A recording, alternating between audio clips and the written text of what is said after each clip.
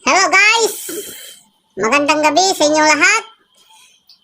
Bago ninyo panoorin ang aking mga video, please like and subscribe my YouTube channel, Covering Ilocano.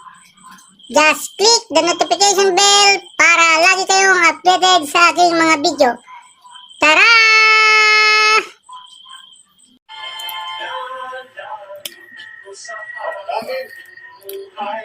Paano malalaman ito? Ganda ng boses mo.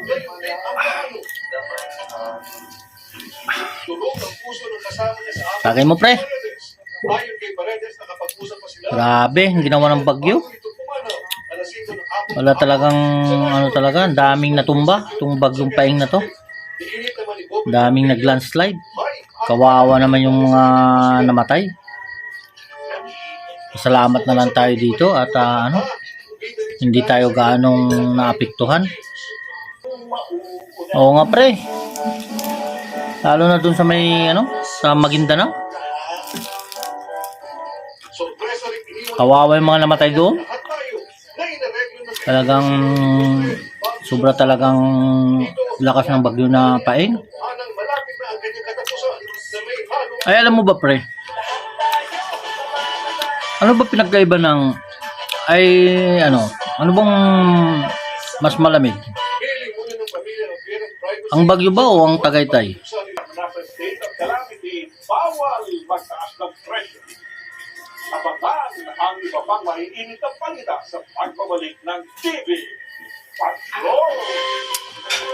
Siyempre, pre, mas malamig ang bagyo. Yun ang summer capital eh. Kaysa naman dito sa Tagaytay, hindi gaanong malamig.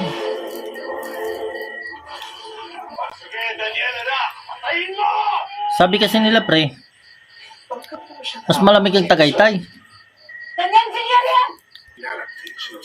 Bakit mas malamig ang Tagaytay, pre? Sabihin mo na sa akin yung totoo. Kasi, pre, ang mga tao dun sa Baguio ay nakabahag.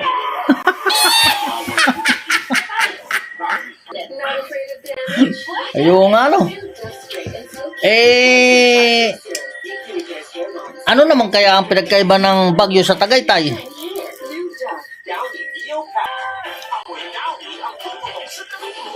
Ano nga, pre? Parang ngayon ko lang nadinig yun, ah. Pinagkaiba ng Tagaytay sa Baguio. Ang pinagkaiba ng Tagaytay sa Baguio, ang Tagaytay binabagyo. Pero ang Baguio hindi tinatagaytay.